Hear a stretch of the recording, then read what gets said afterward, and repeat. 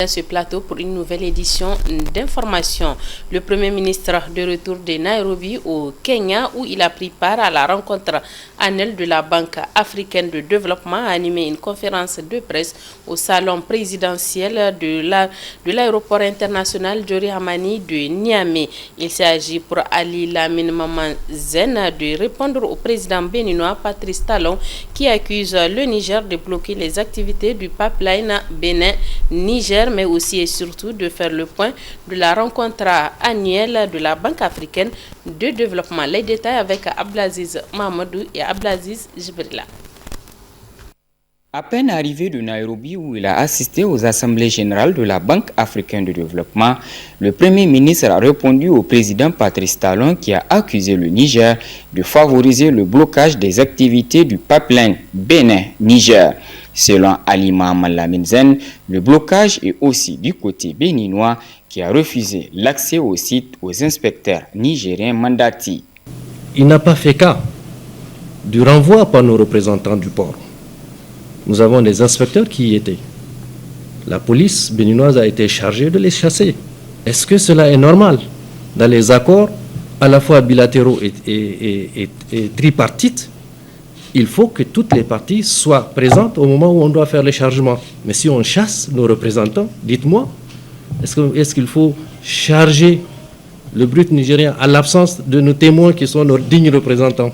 Quand le chef de l'État béninois dit que le contenu de son message était un message d'apaisement, alors qu'il précise que c'est pour annoncer que tant que la frontière n'est pas ouverte, rien ne saurait se faire, sachant pertinemment que la position de notre pays est le maintien de la frontière fermée pour raison de sécurité, on s'interroge qu'est-ce que ça veut dire, sachant que nous avons cette position et dire que c'est un message d'apaisement. Il faut s'interroger. Concernant la transmission de la lettre personnelle de Talon, le Premier ministre a indiqué que le chef de l'État a mandaté le ministre en charge de la Santé pour recevoir son homologue ministre béninois. Il a été bien reçu par son homologue et le chef de l'État que j'ai personnellement eu a donné instruction pour que le ministre de la Santé puisse recevoir le ministre pour qu'il puisse prendre le message. Le ministre de la Santé, c'est un membre du gouvernement. Il est membre du CNSP. Il est colonel-major. Et donc, il est digne de recevoir un message destiné au président. Si le jour-là, le chef de l'État, le général Tchani, n'était pas disponible, c'est parce qu'avec toutes les équipes de sécurité, ils étaient en train d'analyser la situation de l'attaque qu'il y a eu à Boni. Et on sait d'où viennent ceux qui sont venus provoquer les désordres et la désolation. C'est donc très confiant que le Premier ministre est rentré ce 1er juin 2024 à Niamey avec des bonnes perspectives pour l'économie nigérienne. Les assemblées annuelles sont des très grandes rencontres qui permettent à tous les investisseurs, à toutes les institutions, à la fois bilatérales et multilatérales et à tous les pays, évidemment, d'y prendre part. Ce qu'il faut retenir en gros, nous avons, à la fin justement de cette mission, nous pouvons dire qu'à ce jour, notre pays a repris intégralement sa coopération avec l'ensemble de la collectivité internationale. Et c'est le lieu de le dire ici et de remercier tous ceux qui ont contribué. Malgré la modicité de nos moyens, nous avons pu faire face à l'appurement des arriérés qui constituaient un obstacle pour la plupart de ces institutions. Nous avons une mission du FMI qui est là, qui en principe prend fin, et nous ferons un point. Dans son intervention en langue, le Premier ministre Ali Mahaman Lamine Zen a annoncé que le Niger va abriter dans 2 ans l'Assemblée générale annuelle de la Banque africaine de développement. Le ministre de la Santé publique a présidé ce matin l'ouverture de la première édition du colloque des résidents en ophtalmologie, organisé par les résidents en ophtalmologie avec le concours de la Société nigérienne d'ophtalmologie. Les détails avec Suleiman Ousmane et Rabi Lobo. À l'initiative des résidents en ophtalmologie en collaboration avec la Société nigérienne d'ophtalmologie, les spécialistes du domaine et autres acteurs de la santé publique se sont retrouvés à Niamey autour du premier colloque du résident en ophtalmologie, une première au Niger dans le domaine de la santé. Dans son intervention, le président de la Société nigérienne d'ophtalmologie a mis un accent sur l'importance de cette journée scientifique ainsi que sur le nombre de spécialistes du domaine au Niger. Avec l'industrialisation et le développement socio-économique, il y a une augmentation des accidents de la voie publique, d'où le risque de dommages du visage avec des atteintes de l'appareil visuel. Actuellement, le Niger dispose seulement d'une vingtaine de médecins spécialistes en ophtalmologie pour une population d'environ 26 millions d'habitants. Selon les normes fixées par l'Organisation mondiale de la santé, OMS, il faut un ratio de 1 ophtalmologiste pour 500 000 habitants, ce qui correspond à au moins 52 ophtalmologistes pour notre pays à la date d'aujourd'hui. Le représentant des résidents en ophtalmologie a pour sa part félicité et encouragé les organisateurs tout en justifiant le choix de la thématique du colloque. Le choix de ce thème se justifie par la fréquence croissante des accidents de la voie publique qui constitue la principale cause de ces traumatismes. Le second thème, qui est l'œil et les pathologies générales, trouve également son intérêt par l'augmentation de l'incidence des maladies telles que l'hypertension artérielle, le diabète, la drépanocytose, pour ne citer que celle-ci, dont le retentissement au niveau de l'œil peut conduire à la cécité. Ainsi, cette activité cadre parfaitement avec les objectifs fixés par nos plus hautes autorités, avec à leur tête son Excellence Abdourahmane Tiani, chef de l'État et président du Conseil national pour la sauvegarde de la patrie, et son Premier ministre, son Excellence Lamine Zen, qui font la souveraineté du pays et assurent la sécurité et l'accès à des soins de qualité à tous les fils et filles de la nation. À l'ouverture de cette première édition, le ministre de la Santé publique a de prime abord salué l'initiative et situé l'importance du thème avant de dire l'importance qu'accordent les hautes autorités dans ce domaine. Je suis fier de cette initiative qui concerne la formation des médecins spécialistes en ophtalmologie, un secteur porteur car la santé oculaire constitue une activité à haut impact qui contribue au développement économique et social de notre pays. C'est l'occasion de remercier Son Excellence le général de brigade Abdourahmane Tiani, président du Conseil national pour la sauvegarde de la patrie, chef de l'État, pour ses efforts qui ne cessent de déployer pour l'amélioration de la santé de la population en général et de la santé oculaire en particulier. Ces remerciements vont également à l'endroit du Premier ministre, Son Excellence Mohamed Lamine Zen. Cette première édition scientifique du colloque du résident en ophtalmologie sera une occasion pour les spécialistes et acteurs de la santé d'échanger et partager leur expérience sur les thématiques en jeu et faire des propositions pour une meilleure prise en charge des patients. Plusieurs conférences seront animées et communications avec des docteurs et professeurs spécialistes du domaine qui vont certainement outiller les participants. À l'occasion de la célébration de la Journée mondiale de lutte contre la tuberculose qui a eu lieu le 24 mars dernier, la Société nigérienne de pneumologie, en collaboration avec le Programme national de lutte contre la tuberculose, ont organisé ce matin une première journée scientifique sur la tuberculose à l'hôtel Sahel. Le thème retenu pour cette journée est l'actualité sur la tuberculose, suivant le compte-rendu sur les images de Mamadou Djori. C'est dans l'objectif de mettre les connaissances des personnels de santé à jour et tout acteur concerné par la tuberculose que s'est ouverte cette première journée scientifique sur la tuberculose. Une assise qui permettra aux participants d'échanger autour de la thématique, l'actualité sur la tuberculose, thème de cette rencontre. Cette première journée scientifique va permettre aux praticiens de mettre à jour leurs connaissances sur la prévention et la prise en charge de la tuberculose. Ce genre de rencontre représente pour les professionnels de la santé et les partenaires une occasion d'importance majeure, car c'est un forum d'échange scientifique avec des éminents chercheurs du domaine. La tuberculose multirésistante constitue également une menace pour la sécurité sanitaire mondiale.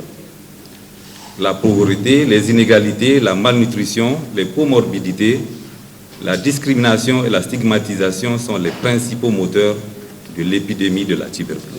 L'occasion saisie par Dr Assietou, pneumologue de formation, pour décliner à l'assistance les raisons de la création de son institution et les objectifs de cette journée. Nous avons décidé, en collaboration avec le programme de lutte contre la tuberculose, et de faire une première journée sur l'actualité sur la tuberculose au Niger. Et aussi, cette société a été créée dans le but d'améliorer la prise en charge des maladies respiratoires et aussi de faire des recherches dans ce domaine. On va voir la tuberculose chez l'adulte, comment faire le diagnostic de la tuberculose, que ce soit chez l'enfant ou chez l'adulte. On va voir la tuberculose chez les enfants malnutris, la tuberculose chez les personnes vivant avec le VIH. On va voir la tuberculose pédiatrique. Et il y a une autre tuberculose qui est beaucoup plus difficile à traiter, qu'on appelle la tuberculose multirésistante. Ça aussi, nous avons parlé de ça. Et sans oublier que si on a diagnostiqué tard la tuberculose, donc ça laisse des séquelles sur le poumon. Donc on va faire une présentation sur la gestion et la prise en charge de ces séquelles de tuberculose. À noter que la présente rencontre est organisée à l'occasion de la célébration de la Journée mondiale de lutte contre la tuberculose qui a eu lieu le 24 mars de chaque année. Au cours de cette journée, des échanges ont eu lieu dans le but de parfaire les connaissances et aussi renforcer leurs capacités sur le plan clinique et paraclinique en vue d'une meilleure prise en charge des cas de tuberculose au Niger.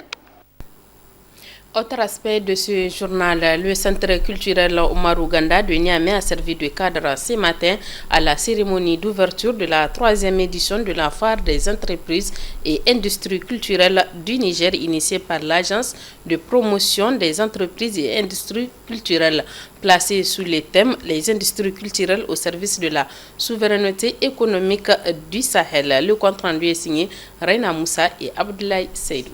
La 3e édition de la foire des entreprises et industries culturelles FICNI a eu l'honneur d'associer les pays membres de l'Alliance des États du Sahel AES, une façon de matérialiser l'élan de rapprochement dans les domaines des arts et de la culture. Cette foire est une occasion pour les acteurs d'accroître les échanges et de promouvoir la diversité culturelle de leurs produits. Elle vise également de faciliter la mise en réseau des entreprises et industries culturelles du Niger et susciter l'intérêt du secteur informel en vue de la professionnalisation des opérateurs culturels. Cette édition offre à tous un espace d'échange et de mise en exergue de la qualité de nos produits et de nos œuvres artistiques et culturelles. Nous osons espérer que ces produits et œuvres seront de qualité, forcément concurrentielle, car il s'agit désormais d'une norme universelle, la qualité compétitive ou la disparition à petit feu. Sans nul doute, les défis ne manquent pas. Je citerai au passage le piratage et la numérisation, la concurrence déloyale, l'exigence d'adaptation au goût des consommateurs. Procédant à l'ouverture des festivités, le ministre de la Jeunesse, de la Culture, des Arts et des Sports a rappelé l'intérêt que les autorités du Conseil national pour la sauvegarde de la patrie portent désormais au secteur de la culture. Cette 3e édition s'intègre parfaitement dans la lettre de mission à nous confier par son Excellence le général de brigade Abdraman Chani. Je voudrais à cet égard témoigner ma gratitude au président du Conseil national pour la sauvegarde de la patrie, chef de l'État, son Excellence, le général de brigade Abdraman Tiani, et au Premier ministre, M. Ali Mohamed Lamine Zen, dont le leadership permet chaque jour au Niger de solidifier les bases de son développement durable et inclusif. Mesdames, Messieurs, la FICNI est désormais inscrite dans nos agendas. Il s'agit d'une manifestation culturelle annuelle qui s'efforce non seulement d'apporter une réponse pratique aux difficultés de visibilité et d'impact d'entreprises culturelles, mais aussi et surtout de renforcer sous plusieurs formes les capacités entrepreneuriales des jeunes. La cérémonie d'ouverture de la 3e édition de la FICNI a été riche en animations culturelles avec les prestations de plusieurs artistes nigériens.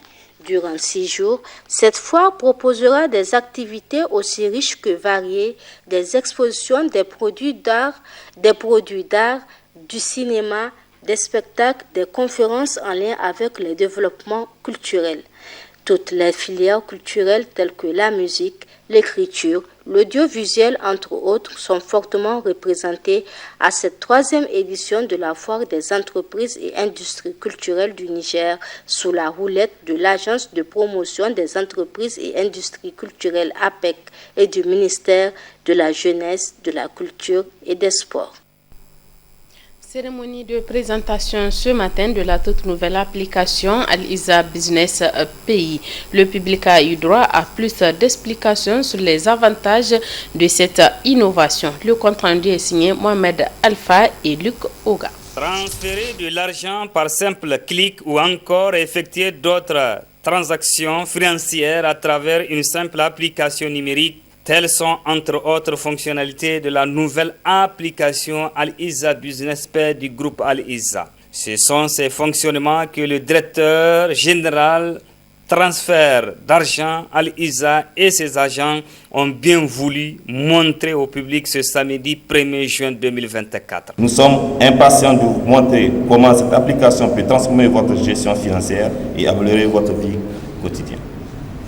Nous croyons fermement que cette innovation n'est que le début d'un voyage vers un avenir où les services financiers sont non seulement accessibles à tous, mais également plus inclusifs et équitables. Occasion pour le directeur général Al-Iza Transfert d'argent de rappeler le rôle que joue son entreprise dans l'insertion des jeunes et la lutte contre la pauvreté au Niger. Les sociétés de transfert d'argent jouent un rôle crucial dans l'économie. Elles facilitent les envois de fonds qui font souvent une bouée de sauvetage pour de nombreuses familles. Aujourd'hui, notre entreprise a atteint un niveau de maturité impressionnant. Nous avons construit une solide infrastructure et un réseau fiable à travers le pays et au-delà. Devenant une société panafricaine et internationale, cette croissance et cette expansion témoignent de notre engagement inébranlable envers l'innovation et la satisfaction de nos clients. L'inclusion financière est au cœur de notre mission. Le groupe Al-Iza s'est engagé à multiplier ses efforts pour rendre plus agréable la vie de ses clients à travers Al-Iza Business Pay. Nous contribuons à l'autonomisation économique de nos clients. Qu'ils vivent dans les zones urbaines ou rurales, les barrières traditionnelles à l'accès aux services financiers tels que la distance et le coût sont ainsi éliminées, permettant à un plus grand nombre de personnes de participer activement à l'économie. Au cours de ces retrouvailles, les panélistes ont édifié le public sur les avantages de l'application Al-Iza Business Pay. Plusieurs questions ont été posées et des réponses ont été fournies. Al-Iza, leader de l'innovation pour révolutionner la digitalisation.